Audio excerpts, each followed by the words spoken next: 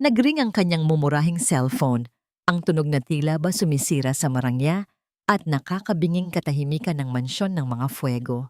Napatigil si Hiraya sa pagpupunas ng isang antigong florera. Nanginginig ang kamay niyang kinuha ito mula sa bulsa ng kanyang uniforme. Si Aling Nita, ang kanyang kapitbahay sa Laguna. "Hello, Aling Nita," pabulong niyang sabi na para bang takot na may makarinig sa kanya. "Hiraya, ang anak mo, si Junjun." Tinig sa kabilang linya, puno ng pag-aalala.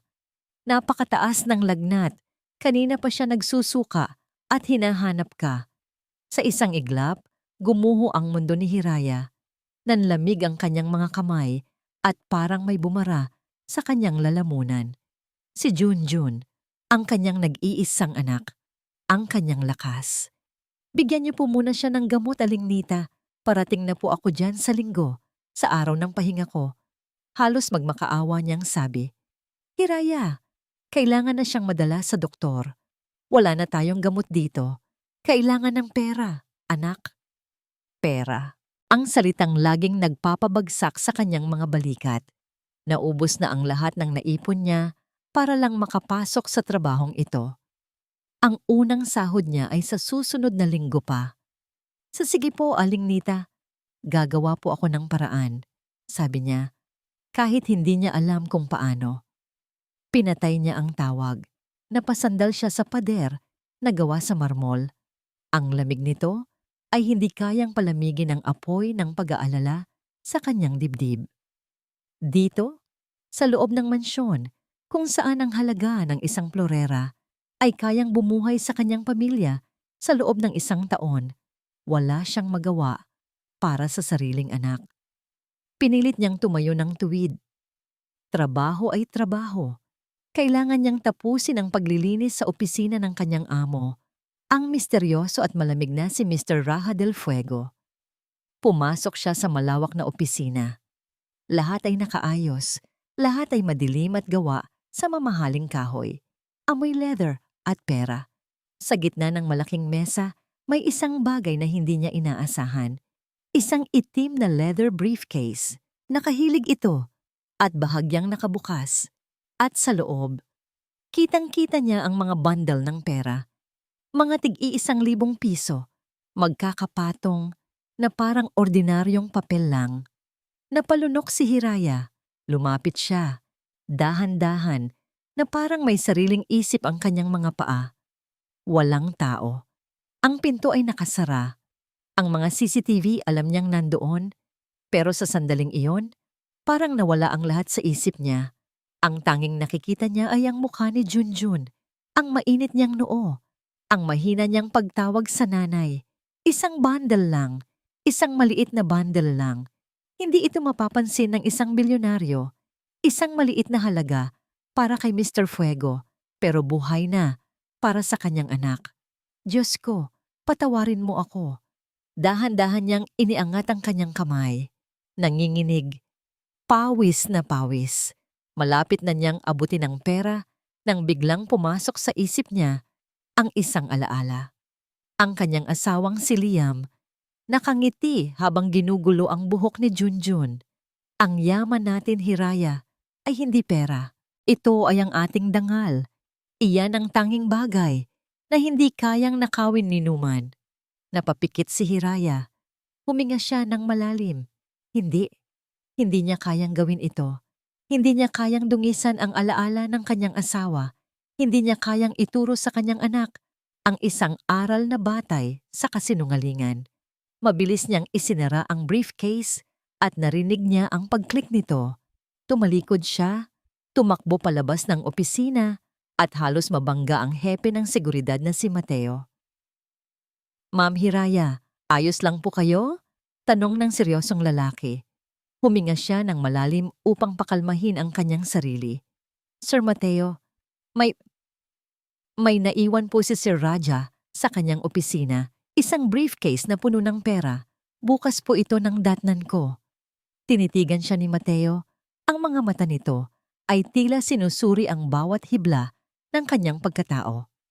Tumango ito ng dahan-dahan. Salamat sa pag-report, Hiraya. Ako na ang bahala. Umalis si Hiraya na mabigat ang dibdib. Hindi alam kung ginawa niya ba ang tama o ang pinakamalaking pagkakamali sa kanyang buhay. Sa isang madilim na silid, sa kabilang bahagi ng mansyon, pinapanood ni Raja del Fuego ang lahat sa isang malaking monitor. Nakita niya ang bawat sandali, ang pag-aalala sa mukha ni Hiraya, ang kanyang pag-aalinlangan, ang kanyang panloob na pakikibaka, at ang kanyang huling desisyon.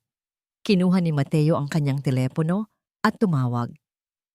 "Sir," sabi ni Mateo sa kabilang linya, "nagawa na po."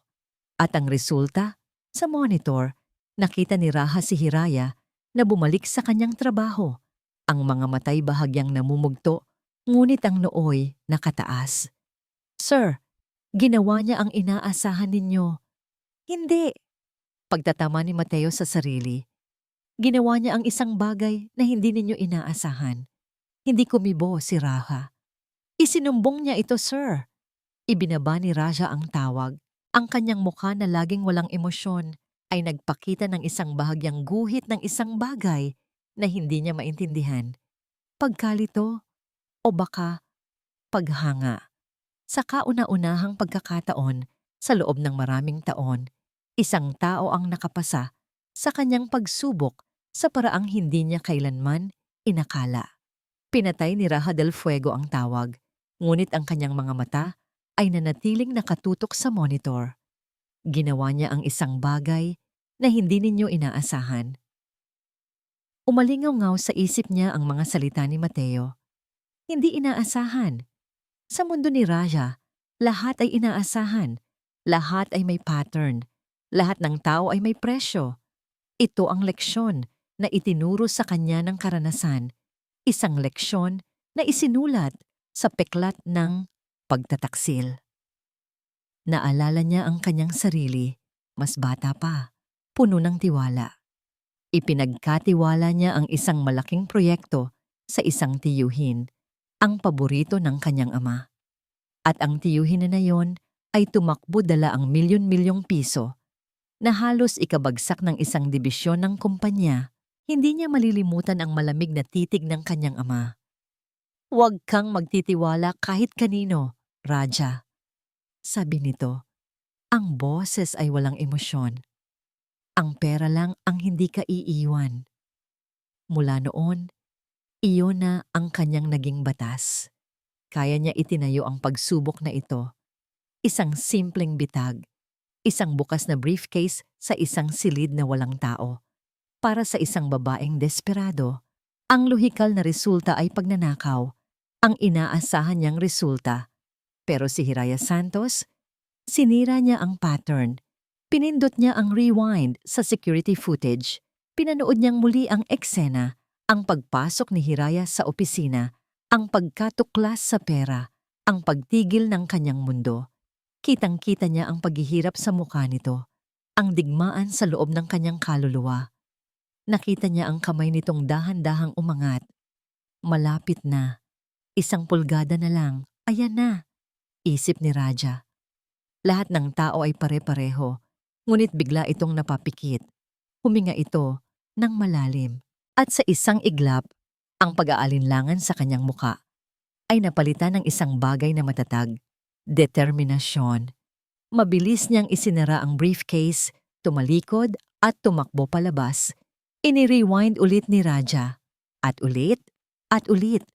Para siyang siyentipiko na sinusuri ang isang imposibleng data. Ano ang nangyari sa loob ng ilang segundong iyon? Anong puwersa ang mas malakas kaysa sa desperasyon? Hindi niya maintindihan. At kinamumuhian ni Raja ang mga bagay na hindi niya maintindihan. Kinuha niya ang intercom. "Papuntahin mo si Hiraya Santos sa opisina ko ngayon din." Ilang sandali pa, isang mahinang katok ang narinig niya sa pinto. "Pasok!" Pumasok si Hiraya. Nakayuko. Ang mga kamay ay magkadaop sa kanyang harapan. Hindi siya mukhang magnanakaw. Mukha siyang pagod. "Umupo ka," utos niya. Ang boses ay kasing lamig ng hangin mula sa aircon.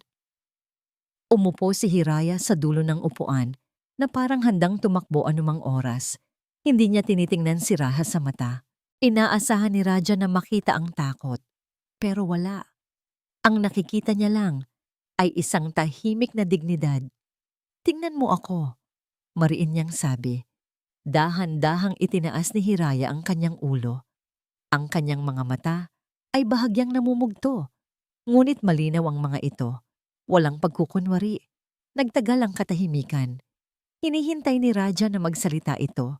Magpaliwanag. Magmakaawa. Pero hindi ito kumibo. Ang pera sa briefcase. Basag ni Raja sa katahimikan. "Nakita mo. Alam kong kailangan mo ng pera. Ang anak mo ay may sakit." Bahagyang nanlaki ang mga mata ni Hiraya. Nagulat na alam niya ang tungkol doon. "Ang tanong ko ay simple." Nagpatuloy si Raja. Bawat salita ay may bigat. "Bakit hindi mo kinuha?" Huminga ng malalim si Hiraya na para bang kumukuha ng lakas mula sa isang malalim na balon sa loob niya.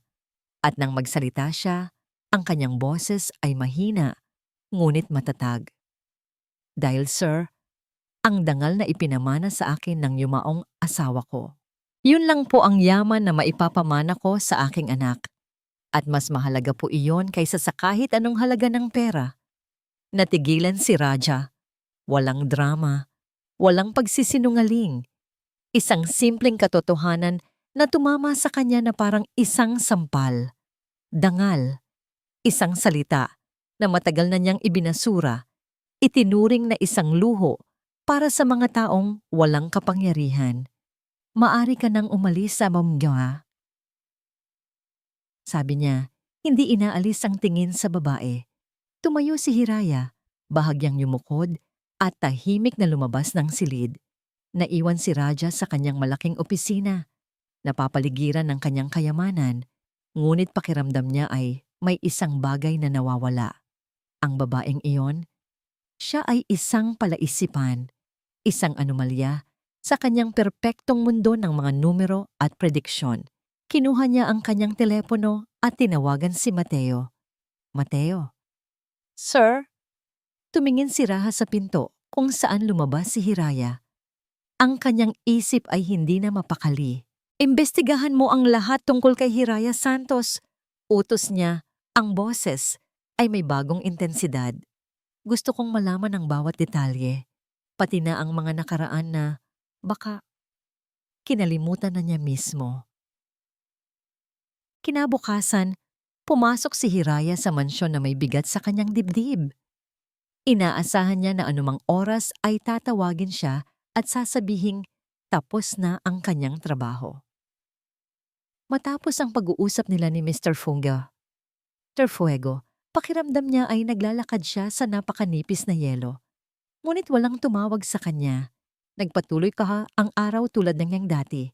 Naglinis siya, nag-ayos, at sinikap na huwag mag-isip.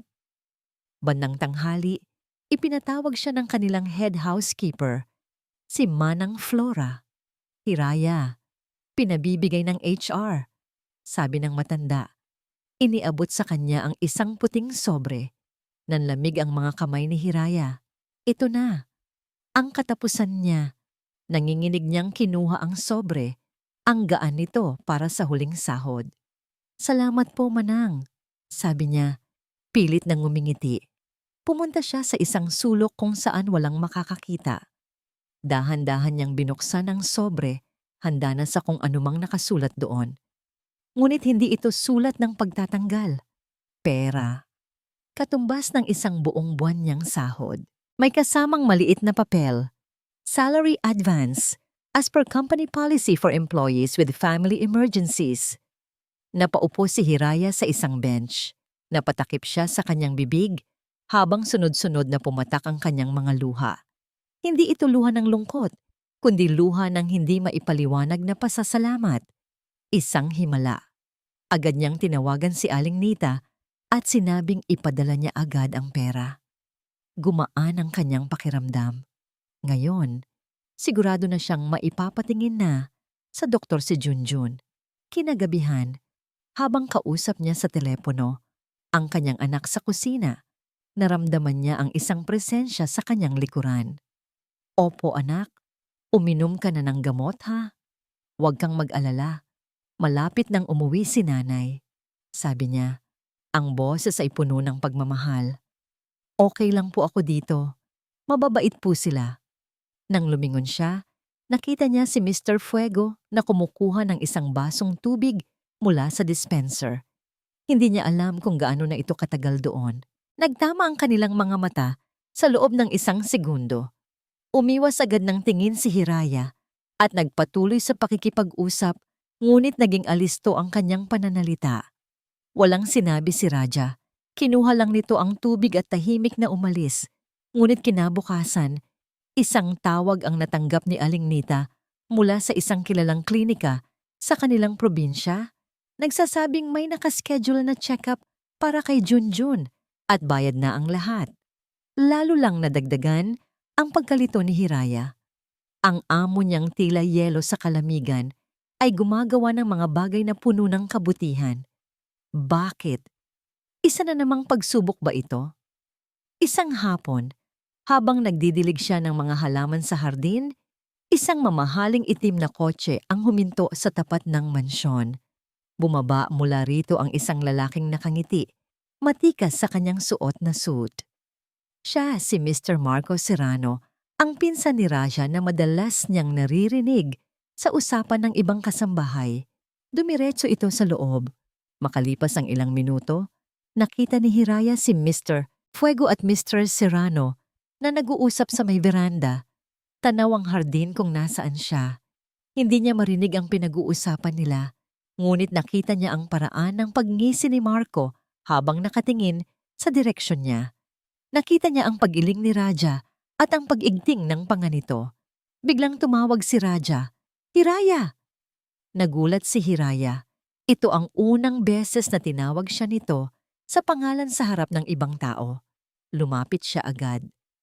"Po, sir." Tinitigan siya ni Raja. Ang mga mata ay madilim at hindi mabasa. "Siguraduhin mong nadiligan ng maayos ang mga puting rosas. Ayokong nalalanta ang mga yan." Isang simpleng utos. Ngunit ang paraan ng pagkakasabi nito ay iba. May bahagyang lambot sa kanyang boses na hindi pa niya narinig kailanman. "Opo, sir.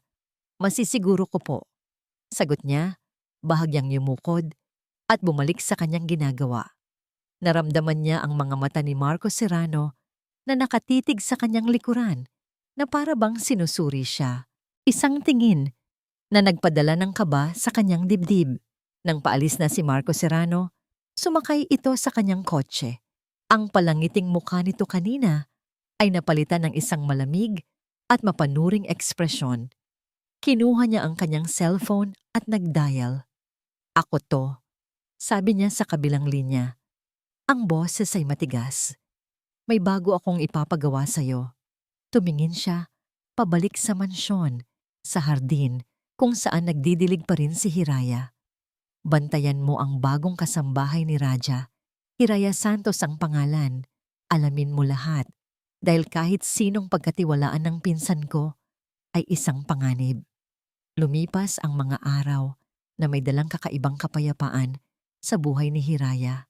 Ang pera ay naipadala na at ayon kay Aling Nita, unti-unti nang bumubuti ang kalagayan ni Junjun matapos madala sa doktor. Ang bigat sa kanyang dibdib ay nabawasan, napalitan ng isang mainit na pasasalamat na hindi niya alam kung kanino dapat ialay. Kay Mr. Fuego ba? Imposible. Ang taong iyon ay isang estatwa ng yelo, ng siguro ay patakaran lang talaga ng kumpanya. Iyon ang mas madaling paniwalaan. Isang umaga, ipinatawag siya ni Manang Flora. "Hiraya, may ipapalinis ako sa'yo," sabi nito habang inaabutan siya ng isang bungkos ng mga susi. Ang lumang bodega sa West Wing. 10 taon na yatang hindi nabubuksan yon.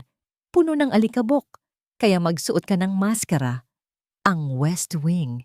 Ito ang parte ng mansyon na laging sarado at madilim, na para bang may itinatagong hiwaga. "Opo, Manang," sagot ni Hiraya. Pagpasok niya sa bodega, Isang amoy ng alikabok at lumang papel ang sumalubong sa kanya. Ang hangin ay mabigat, puno ng mga alaalang nakakulong sa dilim. Ang tanging liwanag ay nanggagaling sa isang maliit at maruming bintana. Sa itaas, nakatambak ang mga kahon, mga lumang kasangkapan na nababalutan ng puting tela na parang mga multo at mga librong inaanay na. Para siyang pumasok sa isang libingan ng nakaraan. Nagsimula siyang maglinis. Inisa-isa niyang punasan ng mga kahon at ilipat sa isang tabi. Isang ordinaryong gawain, ngunit habang tumatagal, pakiramdam niya ay may ibang enerhiya sa silid. Bawat kahon na kanyang binubuhat ay parang isang piraso ng isang malaking puzzle. Sa pinakasulok ng silid, sa ilalim ng isang lumang mesa, may isang malaking baul na gawa sa kahoy. May nakasulat dito, Fuego Corp. Memorabilia. Dahil sa kuryosidad, binuksan niya ito. Sa loob ay mga lumang plake, mga tropeo, at ilang makakapal na photo album. Kinuha niya ang isa. Ang cover nito ay gawa sa mamahaling leather na may nakaukit na logo ng Fuego. Naupo siya sa sahig at dahan-dahang binuklat ang album. Mga larawan ng mga empleyado noong unang panahon. Mga Christmas party, mga summer outing. Nakangiti ang mga tao, mga mukhang masaya at walang problema. May isang larawan ng batang si Raja. Seryoso na kahit noon pa, kasama ang isang lalaking kamukha niya. Siguro ang kanyang ama. Nagpatuloy siya sa pagbuklat. Isang ngiti ang gumuhit sa kanyang labi habang pinagmamasdan ang mga hindi pamilyar na mukha. At bigla, natigilan siya. Ang kanyang puso ay huminto sa pagtibok. Sa isang pahina, sa isang litratong kuha, sa isang beach outing, may isang mukhang hindi niya kailanman malilimutan. Isang mukhang hinahanap-hanap niya gabi-gabi sa kanyang mga panaginip. Ang kanyang asawang si Liam. Nakangiti ito ng napakatamis. Ang matay kumikinang sa ilalim ng araw. Mas bata, mas payat, ngunit walang duda. Siya iyon. Napuno ng luha ang mga mata ni Hiraya. Hinaplos niya ang litrato na para bang mahahawakan niyang muli ang kanyang asawa. Ang sakit at pangungulila ay bumalik na parang isang malaking alon. Liam, bulong niya. Ngunit habang tinititigan niya ang masayang mukha ni Liam, napansin niya ang taong nakaakbay dito. Isang lalaking nakangisi, mukhang kampante at mayabang. Nanlamig ang buong katawan ni Hiraya. Ang dugo ay tila umalis sa kanyang mukha. Si Marcos Serrano. Hindi pwede. Anong ginagawa ng asawa niya sa isang lumang litrato ng Fuego Corporation kasama ang pinsan ng kanyang amo? Hindi kailanman nabanggit ni Liam na nagtrabaho ito para sa mga Fuego. Ang alam niya lang ay isa itong simpleng accountant sa isang maliit na kumpanya sa Laguna. Naghalo-halo ang emosyon sa loob niya. Gulat, pagkalito, takot. Mabilis niyang isinara ang album nang makarinig siya ng mga yabag papalapit sa pinto. Itinago niya ito sa ilalim ng isang tumpok ng mga lumang tela. Pumasok ang isang kasambahay para magtanong kung kailangan niya ng tulong. Hindi. Ayos lang ako. Salamat. Nautal niyang sagot. Nang makaalis ito, kinuha niyang muli ang album. Nanginginig ang kanyang mga kamay. Tinitigan niyang muli ang litrato. Sinusuri ang bawat detalye. Nagbabaka sakaling nagkamali lang siya. Pero hindi. Si Liam yun at si Marcos Serrano. Magkaakbay na parang matalik na magkaibigan. At doon, habang sinusuri niya ang bawat sulok ng larawan, may isang bagay na pumukaw sa kanyang pansin. Isang maliit na kislap sa may pulso ng kanyang asawa. Napasinghap siya. Ang kanyang mga mata ay nanlaki sa hindi makapaniwalang pagkatuklas. Ito ay isang silver bracelet na may maliit na ukit ng araw. Ang bracelet na ibinigay niya kay Liam para sa kanilang unang anibersaryo. Ang bracelet na suot-suot nito araw-araw. Ang bracelet na nawawala ng matagpuan ang kanyang katawan sa pinangyarihan ng aksidente. Ang katahimikan sa loob ng kanyang pribadong aklatan, ang tanging kanlungan ni Raja del Fuego. Napapaligiran ng mga libro tungkol sa kasaysayan, ekonomiya, at filosofiya. Dito niya pinapakalma ang kanyang isip. Ngunit sa mga nakalipas na araw, isang imahe ang paulit-ulit na sumisira sa kanyang konsentrasyon. Ang mukha ni Hiraya Santos. Ang kanyang simpleng paliwanag tungkol sa dangal. Ang kanyang tahimik na pagtatrabaho. Ang kanyang pag-aalala para sa anak.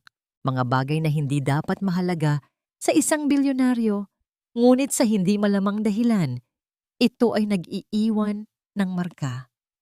Narinig niya ang mahinang pagbukas ng pinto. Pumasok si Hiraya. May dalang feather duster. Hindi siya napansin nito agad. Abala sa pag-iwas na makagawa ng ingay. Pinanood niya ito. Bawat galaw nito ay maingat. Puno ng respeto sa espasyo. Walang bahid ng pagkukunwari. May isang uri ng kapayapaan sa paraan ng kanyang paggalaw na tila ba isang balsamo sa magulong mundo ni Raja. Ayusin mo ang mga libro sa estanteng iyon. Utos niya, mas malumanay kaysa sa kanyang intensyon. Nagulat si Hiraya at bahagyang napaatras. Sir, opo. Lumapit ito sa isang mataas na estante. Inabot nito ang isang libro na hindi maayos ang pagkakalagay, ngunit masyadong mataas para sa kanya. Tumuntong siya sa kanyang mga daliri. Pilit na inaabot ito. Tumayo si Raja, lumapit sa likuran nito, at inabot ang libro ng walang kahirap-hirap. Sa pag-ikot ni Hiraya, nagulat ito sa biglaang paglapit niya. Ang kanilang mga kamay ay nagdikit sa libro. Naramdaman ni Raja ang init ng palad nito laban sa lamig ng sarili niyang balat. Isang kuryenteng hindi pamilyar ang gumapang sa kanyang braso. Nagkatinginan sila. Sa malapitan, nakita niya ang pagod sa mga mata nito. Ngunit sa ilalim niyon ay isang liwanag na hindi niya maipaliwanag. Isang liwanag ng katatagan. Salamat po, sir, sabi ni Hiraya. Mabilis na binawi ang kanyang kamay at yumuko. Bago pa man siya makapagsalita muli, tumunog ang kanyang cellphone. Isang private number. Si Mateo. Umalis siya sa aklatan at sinagot ang tawag. Anong problema? Sir, kailangan ko po kayong makausap. Mahalaga ito, sabi ni Mateo. Ang boses ay seryoso. Samantala, sa isang makintab na opisina sa kabilang panig ng lungsod, nakangisi si Marco Serrano habang kausap ang isang tao sa telepono. Gawin mo na, sabi ni Marco. Siguraduhin mong malinis. Pagkatapos nito, lahat ng ebidensya ay ituturo ang babaeng iyon. At si Raja, wala siyang magagawa, kundi maniwala. Ibinaba niya ang tawag at umikot sa kanyang upuan, nakatingin sa skyline ng Makati. Malapit na. Ang Fuego Corporation ay malapit ng mapa sa kanya. Pagbalik ni Raja sa kanyang opisina sa mansyon, naghihintay na si Mateo, may dalang itim na folder. Anong meron? Tanong ni Raja. Umupo sa kanyang upuan. Sir, may natuklasan kaming malaking financial leak sa isa sa ating mga subsidy. Yari, diretsong sabi ni Mateo. Milyon-milyong piso ang nailipat sa loob ng 3 buwan sa isang offshore account. Ang masama pa, ang mga transaksyon ay maingat na itinago gamit ang mga pekeng invoice at mga ghost employee. Kumunot ang noo ni Raja. Ito ang uri ng problema na kinamumuhian niya. Isang pagtataksil mula sa loob.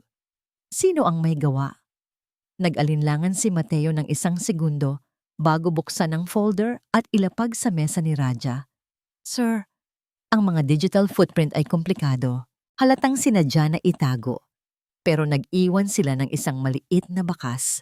Ang huling maliit na transaction, isang test transfer, ay napunta sa isang local bank account.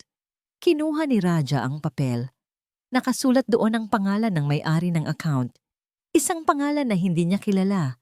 Pero ang apelyido? Santos. Sino to? Tanong ni Raja. Ang boses ay nagiging mas malamig. Ayon sa aming background check, sir, sabi ni Mateo, maingat sa kanyang mga salita. Siya ay isang malayong kamag-anak ni Hiraya Santos, isang pinsan na hindi na raw niya nakikita sa loob ng maraming taon. Isang nakakabinging katahimikan ang bumalot sa silid. Tinitigan ni Raja ang pangalan sa papel. Isang bitag. Isang napakagaling na bitag. Ang ebidensya ay nandyan, nakasulat sa itim at puti. Ang lumang Raja ay agad na maniniwala. Agad na magpaparusa. Ngunit ang bagong Raja, ang Raja na nakakita ng kanyang pagdadalamhati sa security camera, ang Raja na nakaramdam ng init ng kanyang palad. Hindi, itinaas niya ang kanyang tingin mula sa folder at tumingin sa malaking bintanang salamin ng kanyang opisina. Sa di kalayuan, sa hardin, nakita niya si Hiraya na maingat na pinupunasan ng mga dahon ng isang halaman. Inosente. Payapa. Ang eksaktong kabaligtaran ng krimen na nakasulat sa papel na hawak niya. Tumingin siyang muli kay Mateo, ang kanyang mga mata ay matalim na parang kutsilyo. Ito ay isang bitag, deklara niya. Ang boses ay mababa at puno ng panganib. At siya ang pain. Ang litrato sa lumang album, ang nawawalang bracelet. Ang katotohanang nagtrabaho pala ang kanyang asawa para sa mga fuego. Ang mga piraso ng puzzle ay naglalaro sa isip ni Hiraya na parang isang bagyo. Sa loob ng maraming taon, tinanggap niya ang kwento ng pulisya. Isang pagnanakaw na nauwi sa sakuna. Ngayon, ang pundasyon ng katotohanan iyon ay gumuho. Sino si Liam Santos sa Fuego Corporation? At anong kinalaman ni Marco Serrano sa kanya? Ang mga tanong na yon ay bumabagabag sa kanya. Pinapanatili siyang gising sa gabi at balisa sa araw. Sinubukan niyang maghanap ng iba pang impormasyon sa bodega, ngunit tila nilinis na ito at isinara muli sa utos daw ng itaas. Isang hapon, habang siya ay nag-aayos ng mga bulaklak sa isang pasilyo na bihirang daanan, naramdaman niya ang isang malamig na presensya sa kanyang likuran. Bago pa man siya makalingon, isang boses ang nagsalita, mababa at puno ng pagbabanta. Maganda ang mga bulaklak. Nakakapagpaalala sila sa mga burol, hindi ba? Napatalon si Hiraya at napaharap. Si Marco Serrano. Nakatayo siya doon, nakapamulsa. May isang mapanlinlang na ngiti sa kanyang mga labi. Ang ngiti na parehong-pareho sa ngiti niya sa litrato. Sa Sir Marco! Nauutal niyang sabi, yumukod ng bahagya bilang paggalang. Huwag ka nang maging formal, Hiraya, sabi ni Marco. Lumapit ng isang hakbang. Pakiramdam ko kasi. Magkakilala na tayo. O mas tamang sabihin, kilala ko ang asawa mo. Nanigas si Hiraya. Ang kanyang puso ay nagsimulang tumibok ng napakabilis. Ito na. Ang sagot sa kanyang mga tanong. Ang asawa ko po? Si Liam, sabi ni Marco. Ang pangalan ay lumabas sa kanyang bibig na parang lason. Magaling siyang accountant.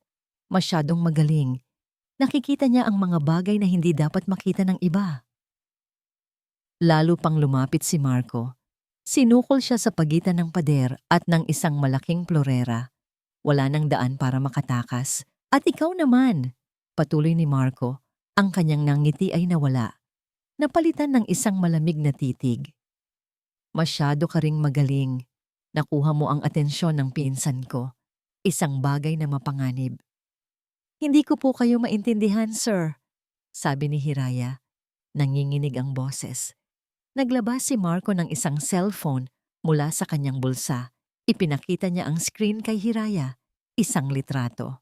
Ang kanyang anak na si Junjun, naglalaro sa isang palaruan malapit sa bahay nila sa Laguna. Ang kuha ay mula sa malayo, na para bang may nagmamanman. Ang lahat ng hangin ay tila nawala sa baga ni Hiraya. Isang yelo ng takot, ang gumapang sa kanyang buong katawan. Ang aksidente sa Laguna noon, napakalungkot na pangyayari, sabi ni Marco. ang bawat salita ay isang patalim. Mas magiging malungkot kung may isa pang aksidenteng mangyari sa isang bata. Huwag, huwag ang anak ko. Nagmamakaawang sabi ni Hiraya. Ang mga luha ay nagsimulang mamuo sa kanyang mga mata. Mabuti, nagkakaintindihan tayo, sabi ni Marco. Inilapag niya sa isang maliit na mesa sa tabi nila ang isang brown envelope. Bukas ng umaga, bago dumating si Raja, ilalagay mo yan sa ilalim ng mga papel sa kanyang mesa. Huwag kang mag-alala. Hindi ka mahuhuli. Ang lahat ay ituturo sa'yo, oo. Pero sa paraang magmumukha kang biktima rin. Isang tangang kasambahay na ginamit. Matatanggal ka sa trabaho, pero mananatiling ligtas ang anak mo. Tinitigan ni Hiraya ang sobre. Pagkatapos ay ang mukha ni Marco. Ang mukha ng isang demonyo. Ngayon, naiintindihan na niya ang lahat. Ang pagkamatay ni Liam ay hindi aksidente. Ito ay isang pagpatay. At ang lalaking nasa harap niya, siya ang may kagagawan. Ang galit ay nagsimulang kumulo sa loob niya. Isang apoy na nilalamon ang kanyang takot. Ngunit ang imahe ng kanyang anak ay mabilis na pumawi dito. Wala siyang kalaban-laban. Gawin mo ang sinabi ko, Hiraya. Huling sabi ni Marco. Dahil kung hindi, alam mo na ang mangyayari. Tumalikod si Marco at naglakad palayo na parang walang nangyari. Iniwan si Hiraya na nakasandal sa pader, nanginginig, hindi makahinga. Naiwan siyang mag-isa sa tahimik na pasilyo kasama ang sobre na parang isang bomba na sasabog anumang oras. Ang katotohanan na matagal na niyang hinahanap ay nasa harap na niya. Ngunit ito ay isang katotohanang mas masakit at mas mapanganib kaysa sa kanyang inaakala. Ang kanyang cellphone ay nahulog mula sa kanyang nanginginig na kamay. Bumagsak ito sa marmol na sahig. Ang screen ay nabasag at nagkapira-piraso. Katulad ng kanyang mundo. Ang gabi ay dumaan na parang isang mahabang bangungot para kay Hiraya. Hindi siya nakatulog. Bawat pagpikit ng kanyang mga mata, ang nakikita niya ay ang litrato ni Junjun. Pagkatapos ay ang malamig na mukha ni Marco Serrano. Ang sobre ay nasa loob ng kanyang maliit na aparador, nakatago sa ilalim ng kanyang mga damit. Ngunit ang bigat nito ay parang nakadagan sa kanyang dibdib. Dalawa lang ang pagpipilian niya at pareho itong impyerno. Kung susundin niya si Marco, tatraydorin niya ang tiwala ni Mr. Fuego, ang taong nagpakita sa kanya ng kabaitan sa kabila ng lahat. Wawasakin niya ang dangal na sinabi niyang mas mahalaga pa sa pera. Maging isang kasangkapan siya sa kasamaan. Kung hindi naman niya susundin, ang buhay ni Junjun ang magiging kabayaran. Ang kaisipang yun pa lang ay sapat na para durugin ang kanyang puso. Hindi niya kayang isugal ang kanyang anak. Ngunit may ikatlong opsyon na unti-unting nabuo sa kanyang isip habang papalapit ang umaga. Isang desperadong opsyon, ang pagtakas. Hindi niya kayang traidorin si Raja. Hindi rin niya kayang ilagay sa panganib si Junjun. Ang tanging paraan para protektahan silang pareho ay ang mawala. Kung wala siya doon, hindi niya mailalagay ang sobre. Kung mawawala siya, baka sakaling iwanan na ni Marco ang kanyang anak. Ito ay isang maliit na pag-asa, isang sinulid ng posibilidad. Ngunit sa sandaling iyon, ito lang ang kanyang makapitan. Naniniwala siya na ang pananatili niya sa mansyon ay magdadala lang ng kapahamakan kay Raja. Siya ang target. Siya ang pain. At ayaw niyang maging dahilan ng pagbagsak ng taong tumulong sa kanya. Bago pa man sumikat ang araw, habang ang buong mansyon ay natutulog pa, gumawa siya ng desisyon. Mabilis siyang kumilos na para bang bawat segundo ay mahalaga. Kumuha siya ng isang pirasong papel at isang panulat. Ang kanyang kamay ay nanginginig habang nagsusulat. Ano ang sasabihin niya? Hindi niya maaring isulat ang katotohanan. Sir Raja, patawarin niyo po ako. Kailangan ko na pong umalis. Maraming salamat po sa lahat ng tulong at tiwala na ibinigay ninyo sa akin. Pasensya na po. Lubos na gumagalang, Hiraya maikli. Walang paliwanag. Puno ng sakit. Iyon lang ang kaya niyang ibigay. Inilagay niya ang sulat sa ibabaw ng kanyang unan.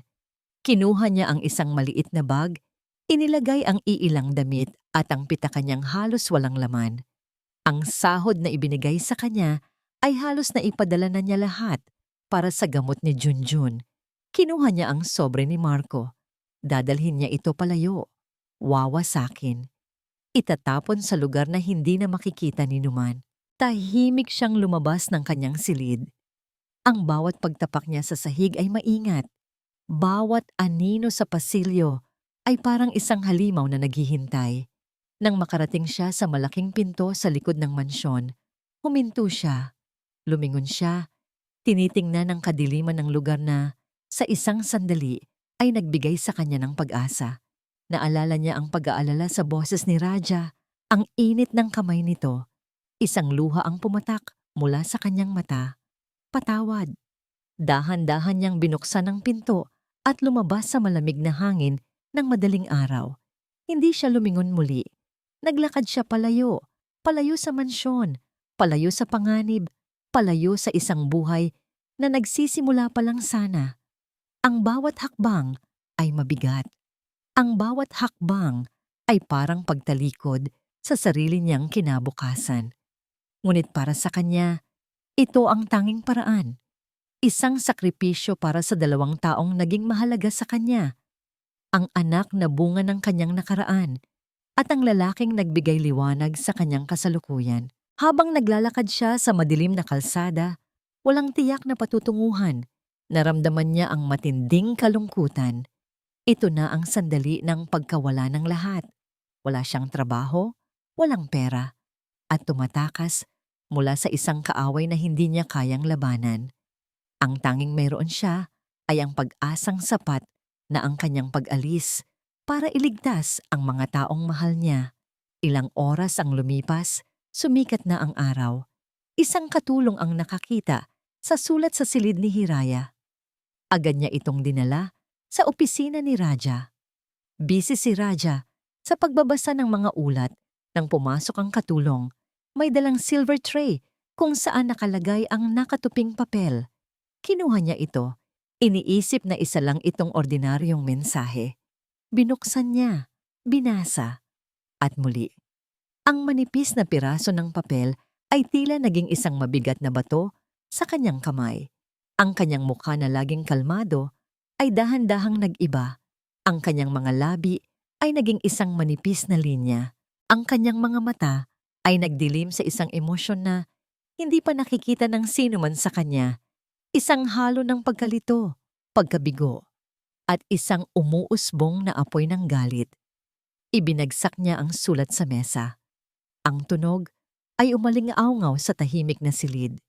Hindi, bulong niya sa sarili. Hindi siya ganitong klase ng tao. Hindi siya ganitong klase ng tao. Ang mga salitang yon ay paulit-ulit na sinasabi ni Raya sa kanyang sarili na para bang isang dasal laban sa ebidensyang nasa kanyang harapan. Ang sulat ay nakakainsulto sa kaiklian nito. Isang pag-amin ng pagkatalo, hindi ng pagkakasala. Hanapin mo siya. Ang utos niya kay Mateo ay hindi isang pakiusap. Ito ay isang deklarasyon ng digmaan. Sir, ang mga pulis, wala akong pakialam sa pulis. Sigaw ni Raja. Isang bagay na bihirang-bihira niyang gawin. Ang kanyang kamao ay bumagsak sa mesa, nagpatalsik sa isang mamahaling pluma. Tumatakas siya dahil sa takot, Mateo, hindi dahil sa kasalanan. At hindi ako papayag na ang takot ang manalo dito. Sa parehong sandali, pumasok si Marco Serrano sa opisina. May pekeng pag-aalala sa kanyang mukha. Raja, narinig ko ang nangyari. Nakakalungkot. Sinabi ko na sa'yo. Pinsan, masyado kang nagtitiwala. Ang mga taong tulad nila, pera lang ang habol. Tinitigan siya ni Raja. Ang mga mata ay nanliliit at puno ng yelo. Salamat sa iyong opinyon, Marco. Ngayon, kung maaari, marami akong trabaho. Ang pagtataboy ay malinaw. Bahagyang nag-iba ang ekspresyon ni Marco bago niya ito itinago sa isang ngiti. Sige, nandito lang ako kung kailangan mo ng tulong. Nang makaalis si Marco, muling hinarap ni Raha si Mateo. Sinadya ang pag-alis niya, may nagtulak sa kanya, at sa tingin ko kalalabas lang niya ng pinto. Agad na kumilos si Mateo. Bilang hepe ng seguridad ng isang bilyonaryo, ang kanyang mga kakayahan ay higit pa sa ordinaryo. Inutusan niya ang kanyang mga tauhan na suriin ang lahat ng CCTV footage sa loob at labas ng mansyon sa nakalipas na 24 na oras. Habang naghihintay, muling pinag-aralan ni Rasha at Mateo ang mga financial report. Walang saysay, sabi ni Raha. Itinuturo ang mga numero. Ang taong gumawa nito ay isang henyo sa pananalapi, pero nag-iwan ng isang bakas na napakadaling makita. Ang bank account na konektado kay Hiraya. Ito ay masyadong halata, masyadong malinis. Ito ay isang palabas. Isang palabas para kanino, sir? Tanong ni Mateo. Para sa akin, sagot ni Raja. Para paniwalain ako sa kwentong gusto nilang paniwalaan ko. Ilang oras ang lumipas, pumasok ang isang security analyst. Sir Mateo, Sir Raja, may nakita po kami. Ipinakita nila sa malaking monitor ang isang footage mula sa isang CCTV na nakatago sa isang pasilyo sa West Wing. Ang kalidad ay hindi perpekto, ngunit sapat na. Doon, nakita nila si Hiraya at si Marco. Nag-uusap. Nakita nila ang paglapit ni Marco, ang pagkasukol ni Hiraya. Hindi marinig ang audio, ngunit ang lengguwahe ng kanilang mga katawan ay malinaw. Ang pagbabanta, ang takot, at ang pag-abot ni Marco ng isang bagay, isang cellphone, at ang biglaang pamumutla ni Hiraya. I-zoom in mo sa cellphone, utos ni Raja, ginawa ng analyst. Ang imahe ay malabo, ngunit may nakikitang isang bata sa isang palaruan. Ang anak niya, bulong ni Mateo, napuno ng pag-unawa. Tinatakot siya gamit ang bata. Ang lahat ng piraso ng puzzle ay nagkabit-kabit sa isip ni Raja. Ang financial leak, ang pekeng ebidensya, ang pagbabanta, ang biglaang pag-alis. Lahat ay gawa ni Marco. Isang malamig na galit ang gumapang sa ugat ni Raja. Isang galit na hindi niya naramdaman sa loob ng maraming taon. Hindi lang ito tungkol sa pagnanakaw ng pera. Ito ay tungkol sa paggamit sa isang inosenteng babae, sa pagsira sa isang buhay na nagsusumikap lang na mabuo muli. Mateo, sabi ni Raja, ang boses ay kalmado ngunit puno ng panganib. Gusto kong malaman ang lahat tungkol sa koneksyon ni Marco kay Hiraya. At ibig kong sabihin, lahat. Kahit gaano kalalim ang hukay na kailangan mong puntahan. Muling bumalik si Mateo sa kanyang computer. Ang kanyang mga daliri ay mabilis na nag-type. Dahil sa pangalan ni Hiraya Santos at sa bagong hinala kay Marco, nag-isip siya ng ibang anggulo. Hindi na lang isang simpleng background check. Nag-access siya sa mga lumang database, mga classified na file, mula sa kanyang mga koneksyon noong siya ay nasa serbisyo pa. Hinanap niya ang pangalan ni Hiraya, pagkatapos ay ang pangalan ng kanyang yumaong asawa, Liam Santos. Nag-type siya, Liam Santos, was Marco Serrano. Walang lumabas. Nag-type siya, Liam Santos, Pandamande, Fuego Corporation. May ilang resulta, ngunit mga pampublikong dokumento lang. Pagkatapos, sinubukan niya ang isang bagay na mas malalim. Ginamit niya ang petsa ng pagkamatay ni Liam. Liam Santos, aksidente sa Laguna, petsa. Petsa ng pagkamatay. Ilang sandali. Lumabas ang isang resulta mula sa isang lumang, naka-archive na police blotter, isang file na dapat ay sarado na.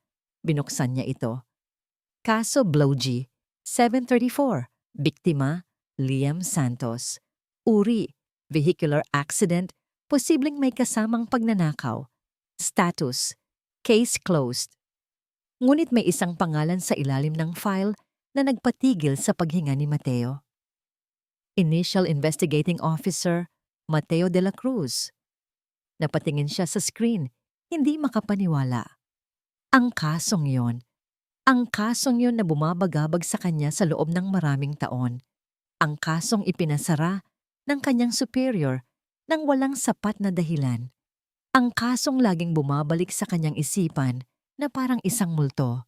Si Liam Santos, ang asawa ni Hiraya. Kinuha niya ang kanyang telepono, nanginginig ang kamay. Tinawagan niya si Raja. "Sir," sabi ni Mateo. Ang kanyang boses ay naging garalgal dahil sa tindi ng emosyon. "May problema tayo." "Anong problema?" "Sa tingin ko, ang problemang ito, hindi lang tungkol sa pera." Huminga ng malalim si Mateo. Ang problemang ito ay tungkol sa isang pagpatay. Ang salitang pagpatay ay nanatili sa hangin sa pagitan nilang dalawa, mabigat at nakakakilabot. Sa kabilang linya, si Raha ay hindi nagsalita agad. Ang katahimikan ay puno ng mga hindi sinasabing tanong. "Pumunta ka dito," utos ni Raha. Ang boses ay seryoso at walang bahid ng pag-aalinlangan. "Dalhin mo lahat ng nahanap mo." Sa loob ng opisina ni Raja, inilatag ni Mateo ang lahat. Ang luma at halos kinalimutan ng police report. Ang kanyang mga personal na tala mula sa panahong iyon. Ang kanyang mga hinala. Nakaupo si Raja. Ang kanyang mga siko ay nakapatong sa mesa. Ang kanyang mga daliri ay magkasalikop sa harap ng kanyang bibig. Nakikinig siya ng walang imik habang si Mateo ay nagsasalaysay, hindi bilang hepe ng seguridad, kundi bilang isang dating investigador na binabagabag ng konsensya. "Ang kasong yun, sir, ay napakaraming butas," paliwanag ni Mateo. Ang kanyang boses ay puno ng pait. Ang wallet ni Liam Santos ay nawawala, pero ang kanyang mamahaling relo ay nasa kanyang pulso pa rin. Sinasabing nanlaban siya sa magnanakaw, pero walang kahit anong gasgas sa kanyang mga kamay. At ang trajectory ng sasakyan, hindi ito tumutugma sa isang simpleng aksidente. "At ipinasara ito?" tanong ni Raja. "Ipinasara ito, sir, mula sa itaas. Ang hepe ko noon ay biglang nagretiro, makalipas ang ilang buwan, namuhay ng marangya. Ngayon naiintindihan ko na kung bakit. Si Marco. Binayaran niya ang lahat para manahimik." "Bakit hindi mo ito binuksan muli?" tanong ni Raja. Hindi isang akusasyon, kundi isang simpleng tanong. Napayuko si Mateo. "Bata pa ako noon, sir. Wala akong kapangyarihan. Sinubukan ko, pero binantaan ako. Sinabihan akong kalimutan na kung gusto ko pang magkaroon ng karera, at iyon ang ginawa ko. Kinain ako ng sistema." Ito ang pinakamalaking kabiguan sa kanyang buhay. Isang multo na matagal na niyang dinadala. Ang makita si Hiraya, ang byuda ng lalaking hindi niya nabigyan ng hustisya, ay parang isang sampal mula sa tadhana. Tumingin si Raja sa kanyang tapat na tauhan. Nakita niya hindi lang ang isang empleyado, kundi isang taong naghahanap ng pagtubos. "Hindi mo kasalanan, Mateo," sabi ni Raja. Ang kanyang boses ay may di inaasahang lambot. "Ngayon, may pagkakataon tayong itama ang lahat." Ang mga salitang iyon ay nagbigay ng bagong lakas kay Mateo. Tumango siya. Ang determinasyon ay bumalik sa kanyang mga mata. "Nahanap na namin kung nasaan si Hiraya," sabi ni Mateo. Binuksan ang isa pang file sa kanyang tablet. Nag-withdraw siya ng maliit na halaga mula sa isang ATM sa isang bayan sa Laguna kaninang umaga. "Ginamit namin ang CCTV ng bangko para i-track siya. Kasalukuyan siyang nanunuluyan sa isang maliit na paupahan malapit sa bahay ng kanyang kapitbahay." Tiningnan ni Raja ang larawan ni Hiraya mula sa CCTV. Ang babaeng laging may dignidad sa loob ng mansyon ay mukhang pagod, balisa at nawawala. Isang matinding pagnanais na protektahan ito ang bumuhay sa puso ni Raja. Naunawaan na niya ngayon ang lahat. Ang pagtakas ni Hiraya ay hindi isang pag-amin ng kasalanan. Ito ay isang akto ng sakripisyo. Inakala niyang sa pag-alis niya, maililigtas niya si Raja mula sa gulo at ang kanyang anak mula sa panganib. Inako niya ang lahat ng bigat sa kanyang mga balikat. Isang galit na hindi pa niya naramdaman para kay Marco ang kumulo sa kanyang dugo. Ang kanyang pinsan ay hindi lang isang magnanakaw. Isa siyang halimaw na sumisira ng buhay para sa sariling kapakanan. Magpadala ka ng mga tao doon, utos ni Raja. Huwag ninyong hayaang makalapit sa kanya, pero siguraduhin ninyong ligtas siya. Ayokong malaman niyang binabantayan natin siya. Baka lalo lang siyang matakot at tumakas ulit. Masusunod, sir. At Mateo, dagdag ni Raja, ang kanyang mga mata ay nag-aapoy sa isang malamig na plano.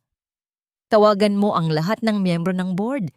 Sabihin mong magkakaroon tayo ng emergency meeting bukas ng umaga. Sabihin mong may ibubunyag akong isang malaking banta sa kinabukasan ng Fuego Corporation.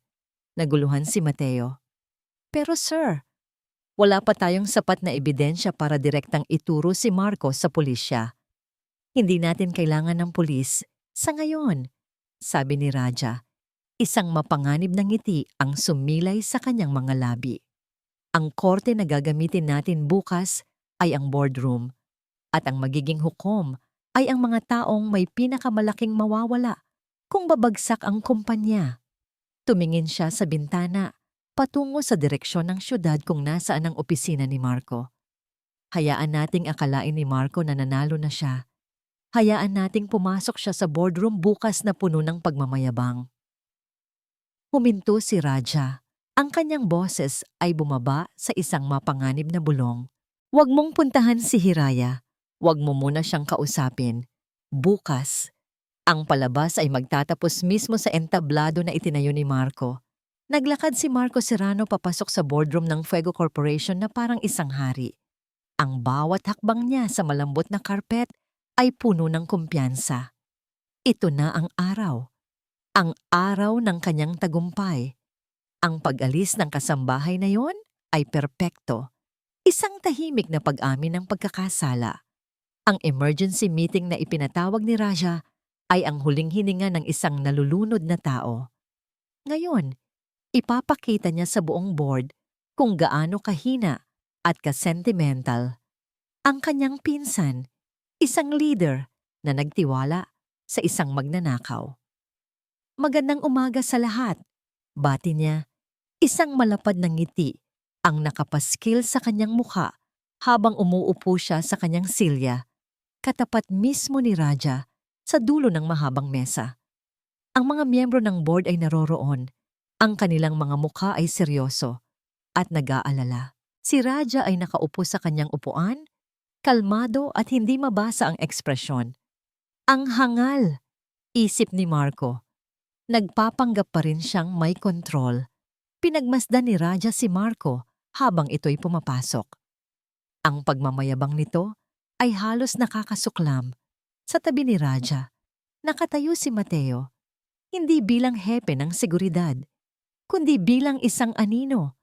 May hawak na isang manipis na tablet. Salamat sa pagdalo ninyo sa maikling notisya. Simula ni Raja, ang kanyang boses ay kalmado at umaalingaw-ngaw sa tahimik na silid. Ipinatawag ko ang pulong na ito dahil sa isang seryosong banta sa integridad at katatagan ng ating kumpanya. Tulad ng alam na ng karamihan, may natuklasan tayong malaking financial anomaly sa ating subsidiary. Tumingin siya kay Marco. Marco, bilang Vice President, sigurado akong meron kang masusing ulat tungkol dito. Tumayo si Marco, puno ng sarili. Ito na ang kanyang pagkakataon. Salamat, Raja, sabi niya. Nagpapakita ng pekeng simpatiya. Oh, nakakalungkot ang pangyayaring ito. Matapos ang masusing investigasyon ng aking team, natuklasan namin na ang anomalyang ito ay kagagawan ng isang sindikato na gumagamit ng mga tauhan sa loob. At ang pangunahing suspek, ang taong nagpadali sa paglipat ng pondo, ay ang kasambahay mismo ni Raja, si Hiraya Santos. Nagkaroon ng bulungan sa paligid ng mesa. Ang ebidensya ay malinaw. Patuloy ni Marco, inilalabas ang mga pekeng dokumento. Ang pera ay dumaan sa account ng kanyang kamag-anak at ang kanyang biglaang pag-alis ay isang malinaw na pag-amin ng kasalanan. Ito ay isang malungkot na paalala na ang personal na damdamin ay hindi dapat inihahalo sa negosyo. Ang huling pangungusap ay isang direktang patama kay Raja. Ngumisi si Marco. Checkmate! Hinayaan ni Raja na matapos si Marco. Hinayaan niyang ilabas nito ang lahat ng kanyang kasinungalingan. Nang matapos ito at umupo, muling nagsalita si Raja. Isang napakagandang presentasyon, Marco. Detalyado at kapani-paniwala. Sabi ni Raja, isang bahagyang nangiti ang gumuhit sa kanyang labi. Ngunit ang problema sa mga magagandang kwento ay minsan may mas maganda pang bersyon. Sumenya siya kay Mateo. Ang presentasyon mo ay kahanga-hanga, Marco. Pero mas magugustuhan ninyo ang sa akin. Ang malaking screen sa likod ni Raha ay biglang umilaw. Ang unang ipinakita ay ang CCTV footage sa pasilyo. Walang audio, pero malinaw na malinaw ang pagbabanta ni Marco kay Hiraya. Ang pagpapakita ng cellphone, ang takot sa mukha ng babae. Nanlamig si Marco sa kanyang upuan. Ano to? Special effects? Peke yan. Talaga ba? Tanong ni Raja. Dahil meron pa. Ang sumunod na lumabas sa screen ay isang video. Isang lalaki, nakaupo sa isang silid, halatang kinakabahan. Ito ang financial controller na ginamit ni Marco. Sa tabi niya ay si Mateo. Sabihin mo ulit ang sinabi mo sa akin kanina. Utos ni Mateo sa video. Ako po. Ako po ang nag-ayos ng mga transaksyon. Sabi ng lalaki, nanginginig. Sa utos po ni Vice President Marco Serrano. Isang malakas na bulalas ang maririnig mula sa mga board members. Si Marco ay namutla na parang papel. Kasabwat yan, binayaran niya ni Raja.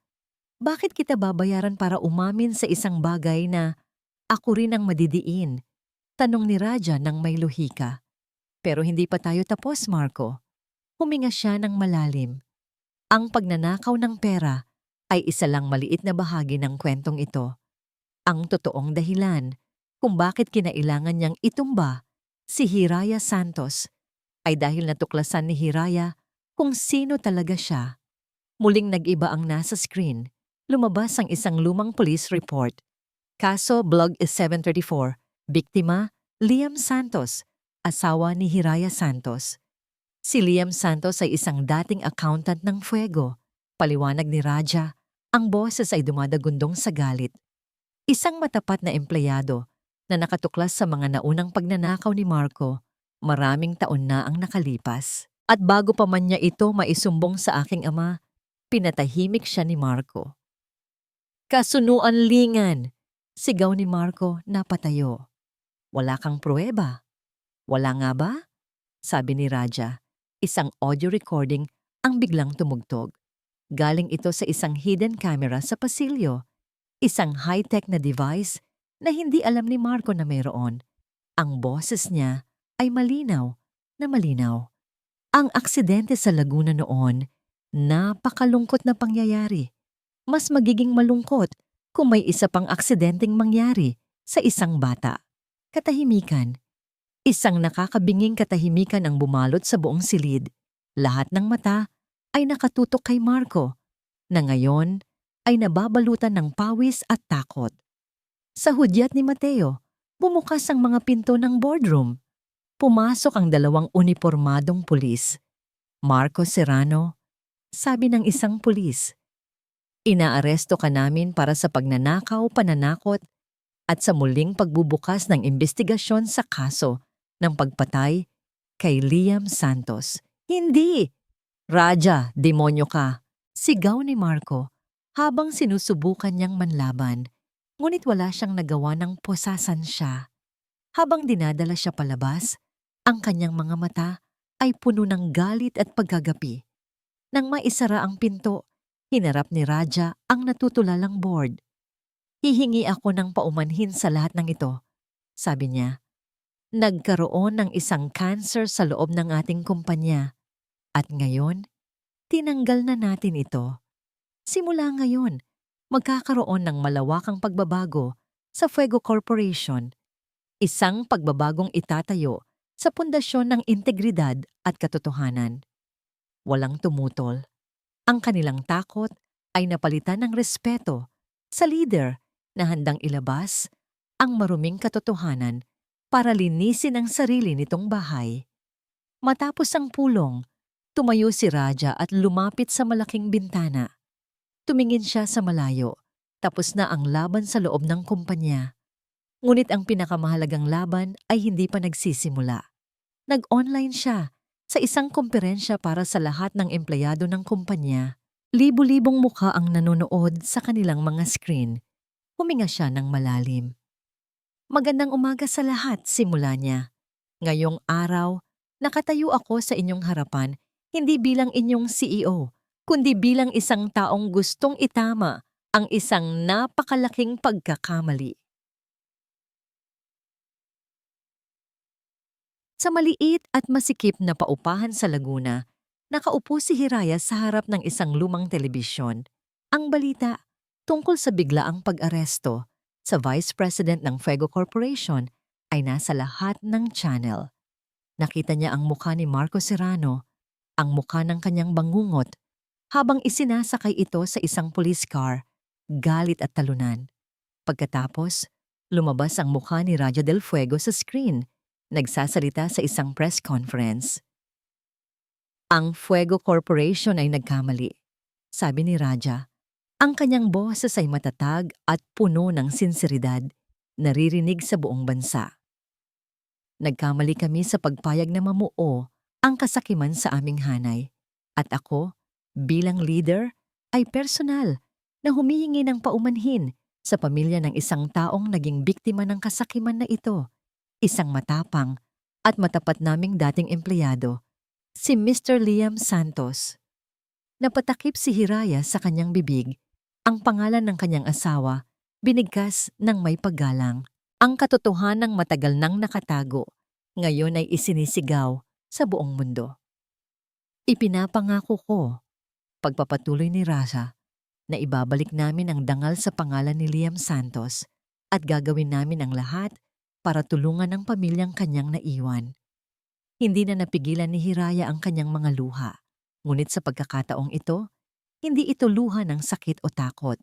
Ito ay luha ng kalayaan, luha ng hustisya. Ang bigat na pasan niya sa loob ng maraming taon ay unti-unting nawawala, na para bang isang kadenang sa wakas ay nalagot.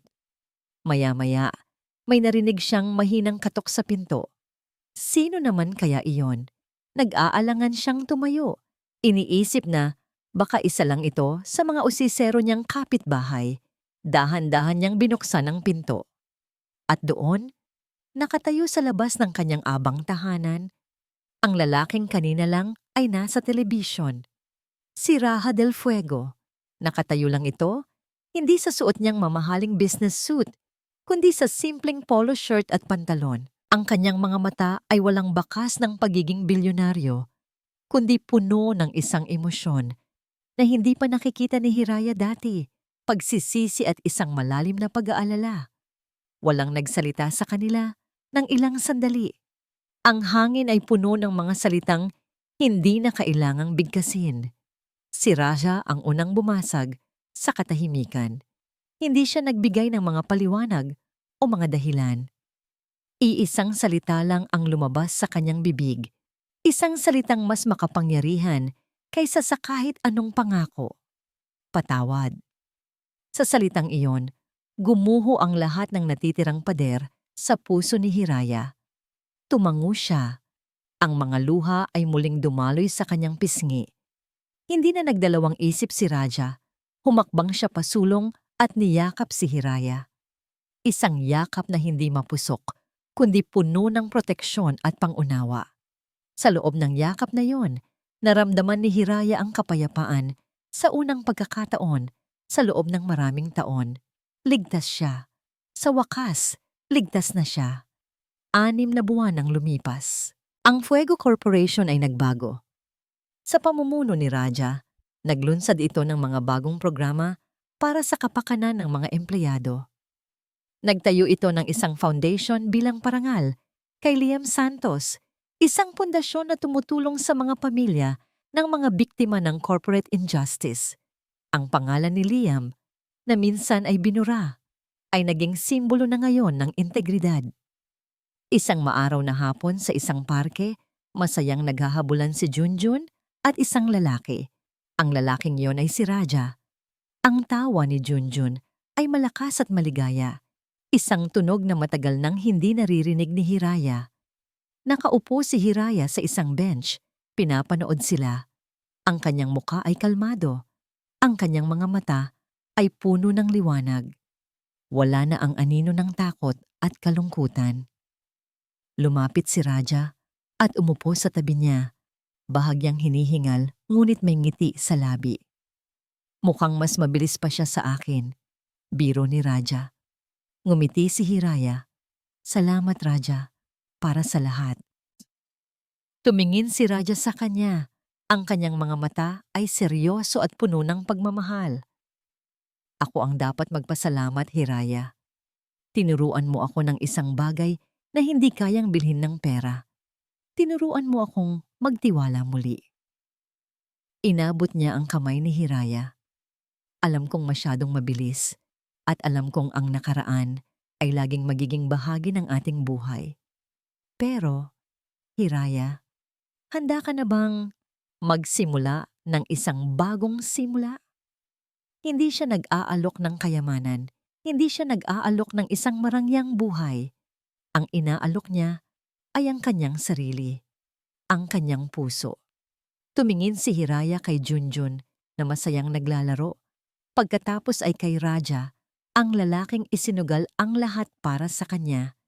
Ang lalaking piniling maniwala sa kanyang dangal. Ang kanyang puso na matagal nang natutulog ay muling tumibok. Ngumiti siya, isang tunay at payapang nga mangiti. At sa unang pagkakataon, nang walang pag-aalinlangan, tumango siya. Oo, Raja, handa na ako. Magkahawak kamay silang pinanood ang papalubog na araw. 3 taong pinagbuklod hindi ng pera o kapangyarihan, kundi ng mga peklat ng nakaraan at ng isang pag-asang binuo mula sa katapatan, katarungan, at isang pag-ibig na nahanap sa pinakahindi inaasahang pagkakataon.